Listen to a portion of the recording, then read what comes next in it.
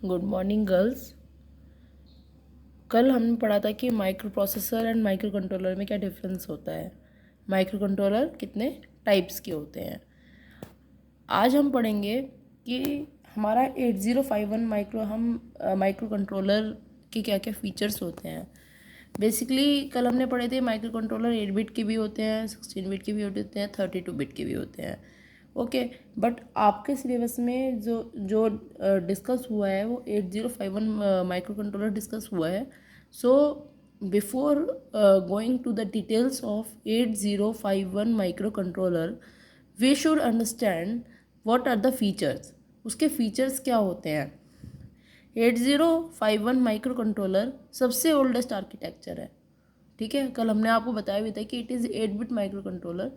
ठीक है, और सबसे पुराना जो आर्किटेक्चर है, सबसे पुराना माइक्रो कंट्रोलर जो है वो है 8051। इसको इंटेल द्वारा डिज़ाइन किया गया था इन 1981। यह एक 8 बिट माइक्रो कंट्रोलर है। Okay, 8 bit micro controller it means 8 bit word length है। 8 बिट डाटा के साथ डील करता है मतलब प्रोसेसिंग भी 8 बिट की होती है, एग्जीक्यूशन भी 8 बिट का होता है, सब कुछ 8 बिट का होता है। Okay, means it is having 8 bit CPU, मतलब CPU 8 बिट का होता है इसका। जब प्रोसेसिंग 8 बिट की होगी तो CPU भी 8 बिट का होगा। 8051 माइक्रो कंट्रोलर में 40 पिन DIP होता है। DIP means dual inline package. आप लोगों को ये वर्ड थोड़ा नया नहीं लगा होगा क्योंकि हम 8085 भी पढ़ चुके हैं, वो भी 40 पिन की थी, और 8051 IC भी 40 पिन की होती है। नेक्स्ट इज 8051 माइक्रो कंट्रोलर में 4 किलोबाइट, ये थोड़ा गलत लिखा हुआ है। It is 4 kilobyte on chip memory, program memory होती है। 8051 में मैंने आपको कल बताया था कि 8085 8086 माइक्रो प्रोसेसर में मेमोरी बाहर होती है, बट 8051 माइक्रो कंट्रोलर होता है, उसके अंदर मेमोरी, IO सब और आपका पेरिफेरल जितनी भी चीज़ें होती हैं वो सब अंदर ही होती है, ऑन चिप होती है। दैट्स वाई इसका जो साइज़ होता है वो बहुत कम होता है। तो 8051 माइक्रो कंट्रोलर में जो मेमोरी होती है, चाहे वो रैम है या रोम है, ठीक है, वो सब अंदर ही होती है। तो जो रोम होती है वो 4 किलोबाइट की होती है, ठीक है, और उसको हम बोलते हैं प्रोग्राम मेमोरी। और 8051 माइक्रो कंट्रोलर में रैम होती है, वो होती है 128 बाइट्स की, उसको बोलते हैं डाटा मेमोरी। और आप देखिए लिखा हुआ भी है ऑन चिप। ऑन चिप मतलब चिप पर ही होता है, रोम भी और रैम भी। जो रोम होती है उसको प्रोग्राम मेमोरी बोलते हैं, और जो रैम होती है उसको डाटा मेमोरी बोलते हैं। ठीक है, प्रोग्राम मेमोरी मतलब जिसमें प्रोग्राम स्टोर होता है, डाटा मेमोरी मतलब जिसमें डाटा होता है। इसमें 4 रजिस्टर बैंक्स होते हैं, बैंक 0, बैंक 1, बैंक 2, बैंक 3। इसमें 128 यूज़र डिफाइंड सॉफ्टवेयर फ्लैग्स होते हैं। ठीक है, आप लोगों को फ्लैग्स भी पता है, फ्लैग स्टेटस को शो करते हैं, तो इसमें 128 फ्लैग्स होते हैं। 8051 माइक्रो कंट्रोलर में 8 बिट बाई डायरेक्शनल डाटा बस होती है, जैसे 8085 में था। बाई डायरेक्शनल मतलब इट क्या, एक ही बस होती है data bus, that can take the data and that can receive the data, जो डाटा ले जाएगी भी और लाएगी भी।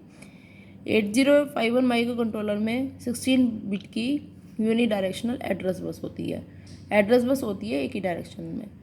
It means it will carry the address, as we all know address bus is use to identify the memory location और peripheral. ठीक है, बट आप ये सोचेंगे कि इसमें तो सब कुछ अंदर ही है, then what is the requirement. तो क्या रिक्वायरमेंट है वो हम आगे डिटेल में पढ़ेंगे। फिलहाल आप इतना जानिए कि इसमें एड्रेस बस होती है और एक ही डायरेक्शन में एड्रेस को कैरी करती है। ठीक है, इसमें आप 32 बिट जनरल पर्पज़ रजिस्टर्स होते हैं, हर रजिस्टर 8 बिट का होता है। ठीक है, 8085 में आपके जनरल पर्पज़ रजिस्टर होते थे BC DE HL। ठीक है, यहाँ पे 32 रजिस्टर्स होते हैं और हर रजिस्टर 8 बिट का होता है। ठीक है, 2 16 बिट टाइमर और काउंटर होते हैं, दो मतलब टाइमर 0 और टाइमर 1। ठीक है, इनका फंक्शन क्या होता है डिटेल में पढ़ेंगे, ब्रीफली आपको बता देते हैं कि टाइमर टाइम डिले को जनरेट करने के लिए यूज़ होता है, और काउंटर काउंटिंग पर्पज़ के लिए, ठीक है। जैसे कोई माइक्रो कंट्रोलर के बाहर एक्टिविटी हो रही है, उसको अगर हमें काउंट करना है तो हम काउंटर को यूज़ करेंगे और टाइमर डिले के लिए यूज़ करेंगे अगर डिले क्रिएट करना है। 3 इंटरनल और 2 एक्सटर्नल इंटरप्ट होते हैं। 2 इंटरनल होते हैं, 3 एक्सटर्नल होते हैं। 3 इंटरनल और 2 एक्सटर्नल इंटरप्ट होते हैं इसमें। 32 बाई डायरेक्शनल आईओ लाइन्स होती हैं, arrange as 4 bit port 0 to port 3। 4 port होते हैं, port 0, port 2, port 1, port 2, port 3। और चारों पोर्ट इनपुट पोर्ट की तरह यूज़ कर सकते हैं, चारों पोर्ट आउटपुट पोर्ट की तरह यूज़ कर सकते हैं, और हर पोर्ट 8 बिट का होता है। तो इससे 32 बाई डायरेक्शनल आईओ लाइन्स होंगी। इसमें टोटल 32 लाइन्स होंगी। बाई डायरेक्शनल इसलिए क्योंकि वो पोर्ट एज इनपुट पोर्ट की तरह भी काम कर रहे हैं और वो पोर्ट हमारे आउटपुट पोर्ट की तरह भी काम कर रहे हैं। नेक्स्ट इज 16 बिट का प्रोग्राम काउंटर होता है एवं डाटा पॉइंटर होता है, ठीक है। प्रोग्राम काउंटर का जो साइज़ होता है वो 16 बिट होता है। नेक्स्ट 8051 माइक्रो कंट्रोलर में ऑन चिप क्रिस्टल ऑसिलेटर होता है जिसकी क्रिस्टल फ्रीक्वेंसी 12 मेगाहर्ट्ज़ की होती है।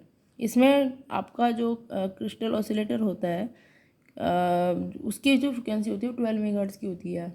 आपको 8085 का याद होगा कि एक क्रिस्टल, वहाँ पे भी क्रिस्टल ऑसिलेटर था, उसमें क्रिस्टल कनेक्टेड था 2 पिंस के बीच में। तो हमारी जो पूरे माइक्रो प्रोसेसर की फ्रिक्वेंसी क्रिस्टल फ्रिक्वेंसी की हाफ थी, बट यहाँ पे ऐसा नहीं है। यहाँ पे एक क्रिस्टल ऑसिलेटर है, उसमें क्रिस्टल जो लगा हुआ है उसकी फ्रिक्वेंसी 12 मेगाहर्ट्ज़ की होती है। अब उसका क्या होता है वो हम डिटेल में पढ़ेंगे in the pin diagram and architecture. Okay. 8051 micro controller direct bit और बाइट एड्रेसिबिलिटी रखता है। इसमें हम डायरेक्टली किसी बिट को बिट या बाइट जो भी हमें जिस पे भी हमें प्रोसेसिंग करनी है वो हम कर सकते हैं, ठीक है। ज़रूरी नहीं है कि हमें उस बिट के लिए हमें पूरा ही डाटा लेना है। हम पर्टिकुलर बिट से भी हम कर सकते हैं, मैनिपुलेशन कर सकते हैं। 8051 माइक्रो कंट्रोलर में बहुत सारे स्पेशल फीचर्स भी होते हैं, जैसे UART, ADC, ऑप-एम्प, ठीक है। Universal asynchronous receiver transmitter, analog to digital converter, DAC भी होता है इसमें, digital to analog converter, op amp. ये फीचर्स भी हम माइक्रो कंट्रोलर में हमारे होते हैं, ठीक है। Now architecture of 8051 micro controller. This is basically the architecture of 8051 micro controller. इस आर्किटेक्चर में देखिए, अभी जस्ट मैंने बताया कि 8051 माइक्रो कंट्रोलर में 4 पोर्ट होते हैं। मैं आपको दिखाती जाती हूँ।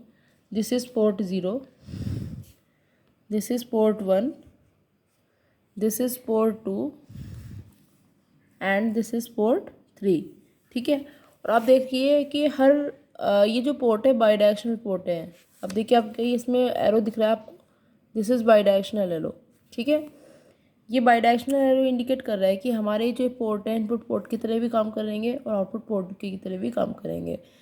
अब आप देखिए ये हर पोर्ट 8 बिट का है। जैसे पहला पोर्ट 0 है तो उसका क्या लिख रखा है हमने, P0.0 टू P0.7। ऐसे पोर्ट 2 का P2.0 टू P2.7। ऐसे पोर्ट 1 का P1.0 टू 1.7। पोर्ट 3 का P3.0 टू P3.7। ये 8 बिट के पोर्ट है, ठीक है। और हर पोर्ट जो पोर्ट है हमारे उनके अपना ड्राइवर है और लैच भी है। ड्राइवर और लैच का क्या काम है, ड्राइवर एम्पलीफिकेशन के लिए काम करता है। Driver is just like a buffer. आप लोगों ने 8085 माइक्रो प्रोसेसर पढ़ा था, उसमें बफर लिखा था, ठीक है, बाई डायरेक्शनल बफर। वो बाई डायरेक्शनल बफर इसलिए क्यों लगाता है कि जिससे हमारा जो है एम्पलीफिकेशन होता रहे। डाटा जब आ रहा है उसमें इनपुट हो रहा है, चाहे वो एज ए जो इनपुट डाटा है या आउटपुट डाटा है वो एम्पलीफाई हो जाए, ठीक है। मतलब सिग्नल डिस्टोर्टेड ना हो, ट्रांसमिशन या ट्रांसमिशन लॉसेस की वजह से या नॉइज़ की वजह से डिस्टोर्टेड ना हो, उसके वोल्टेज लेवल को मेंटेन करने के लिए बफर लगाए गए थे। यहाँ पे बफर की जगह लगाते हैं ड्राइवर। काम यही होता है जो काम बफर का होता था। पोर्ट 0 लैचेस का क्या काम है, ये एड्रेस को फाइंड करने के लिए काम आते हैं, ठीक है। ये हमारा जो डाटा है वो किस मेमोरी पे जा रहा है, किस आईओ डिवाइस के पास जा रहा है या कहाँ से आ रहा है, उसका एड्रेस क्या है वो लैच उसके लिए लैच का यूज़ किया जाता है। तो हर पोर्ट का अपना लैच है और हर पोर्ट का अपना ड्राइवर है। नेक्स्ट है आपका ALU। ALU is the most important part of micro controller which performs arithmetic and logical operations. ठीक है, इसके अलावा और भी फंक्शंस होते हैं, उनको हम डिटेल में पढ़ेंगे इन द नेक्स्ट लेक्चर। अभी हम आपको ब्रीफली बता रहे हैं कि what is basically 8051 micro controller. अभी हमने फीचर्स बताए, अब हम इसके ब्लॉक डायग्राम को ब्रीफली एक्सप्लेन कर रहे हैं। डिटेल में हम हर पार्ट को बारी बारी से डिटेल में डिस्कस करेंगे। Next is PSW program status word. ये भी 8 बिट का होता है, 16 बिट का होता है, sorry no PSW is 8 bit register.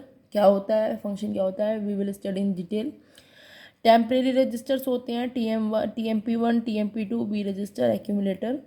ठीक है, ये डाटा को टेम्परेरीली स्टोर करने के लिए काम आते हैं। एक्यूमुलेटर आपको पता है, it will hold the result of operation. इसके अलावा और भी फंक्शन होते हैं, वो भी हम डिटेल में पढ़ेंगे।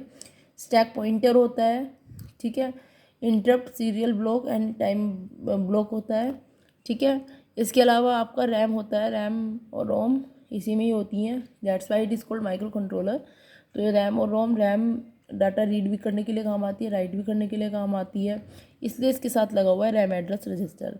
रैम एड्रेस रजिस्टर एक तरह से रिकॉर्ड मेंटेन करता है कि डाटा कहाँ से आना है, किस एड्रेस से आना है या किस एड्रेस पे जाना है, ठीक है। लेकिन रोम में ऐसा कोई चक्कर नहीं होता। रोम में ROM is read only memory, data केवल रीड होता है, राइट नहीं होता। That's why it has no register. और ROM basically use by microcontroller only just for executing the program execute करने के लिए रोम का यूज़ होगा। बाकी डाटा लेने के लिए, देने के लिए रैम का यूज़ होगा। इसके अलावा इसमें प्रोग्राम एड्रेस रजिस्टर होता है, बफर होता है, PC इंक्रीमेंट यानी प्रोग्राम काउंटर इंक्रीमेंट, ठीक है, नीचे प्रोग्राम काउंटर और नीचे डाटा पॉइंटर, ये सब कुछ भी इसमें होते हैं। इसके अलावा टाइमिंग एंड कंट्रोल, ये जो ब्लॉक है हमारा टाइमिंग और कंट्रोल सिग्नल जनरेट करने के लिए यूज़ होता है। Control signal are basically used to make the synchronization between the activities happening in the micro controller. जो माइक्रो कंट्रोलर में एक्टिविटीज़ होंगी, जो टास्क होंगे, उनके बीच में सिंक्रोनाइजेशन मेंटेन करने के लिए, उनके बीच में सामंजस्य स्थापित करने के लिए कंट्रोल यूनिट का यूज़ होता है। और जो टाइमिंग ब्लॉक है वो टाइमिंग सिग्नल जनरेट करता है, लाइक PSEN बार, ALE, EA बार और RST। ये सिग्नल हमारे ये टाइमिंग कंट्रोल ब्लॉक जनरेट करता है। इसमें कुछ आपने पढ़े भी हैं, जैसे ALE है, ये आपने स्टडी कर रखा है। PSEN बार थोड़ा सा नया है, EA भी नया है, और RST भी पता है कि ये बेसिकली रीसेट करने के लिए काम आएगा। अगर आपको पूरा माइक्रो कंट्रोलर रीसेट करना है तो you will use RST signal. Instruction register होते हैं, सभी को पता है इंस्ट्रक्शन रजिस्टर का क्या काम होता है। It will hold the instruction during the execution of the program. जो भी इंस्ट्रक्शन आएगा वो इसमें जाएगा। अब क्या इसका क्या रोल है, we will study in detail in further lectures. Next is oscillator. आप सभी को दिख रहा है कि इस ऑसिलेटर से हमारा क्रिस्टल कनेक्टेड है, ठीक है। ये क्रिस्टल 12 मेगाहर्ट्ज का है, ठीक है। तो ये क्रिस्टल क्यों कनेक्टेड है, जिससे हमारा क्लॉक सिग्नल जनरेट हो जाए, ठीक है। और क्लॉक सिग्नल इस पूरे माइक्रो कंट्रोलर के जितने भी ब्लॉक्स हैं उन सबको अगर क्लॉक की रिक्वायरमेंट पड़ेगी तो उनको क्लॉक देने के लिए जो रेस्पॉन्सिबल होगा वही क्रिस्टल होगा, ठीक है। कब कौन सी एक्टिविटी होनी है सब कुछ क्लॉक के हिसाब से होता है। जैसे हमारी डेली लाइफ होती है, हम अपना कोई भी काम करते हैं तो क्लॉक के रेफरेंस में करते हैं कि अब कितना टाइम हो रहा है, ये हमें काम तब करना है, ये हमें काम तब करना है। तो ऐसे ही माइक्रो कंट्रोलर के हर एक्टिविटी के बीच में का टाइम बना हुआ है कि ये काम इसके बाद इतने देर में होना है, तो कब होना है, क्या है, कितने किसके, वो हमारा टाइमिंग जो हमें मिलती है वो हमें क्रिस्टल की वजह से मिलती है, ठीक है। तो ये आपका एक ब्रीफ डिस्क्रिप्शन हो गया ये 8051 माइक्रो कंट्रोलर का। अब हम डिटेल्ड डिस्क्रिप्शन जो पढ़ेंगे वो नेक्स्ट लेक्चर में पढ़ेंगे। उसमें हम हर पार्ट को बारी बारी से वेरी डिटेल में पढ़ेंगे, ठीक है। तो बच्चों इसको आप पढ़िएगा। आज मेरी लैब है माइक्रो कंट्रोलर की, तो आज हम इसके फीचर्स के बारे में स्टडी करिए और इसके जो ब्लॉक डायग्राम मैंने बताया इसका थोड़ा सा ध्यान से अध्ययन करिए, क्योंकि ये आपको अगर समझ में आ जाएगा तो आपको इसके हर ब्लॉक को समझने में इतनी मुश्किल नहीं आएगी। ठीक है। सो इसको अगर वीडियो आपको अच्छी लगी तो इसको लाइक करिए, और कोई भी डिस्कशन के लिए कमेंट बॉक्स में आप कमेंट कर सकते हैं। इसके अलावा जूम ऐप पे भी आप मुझसे कनेक्ट करके आप मेरे से पूछ सकते हैं। Thank you so much.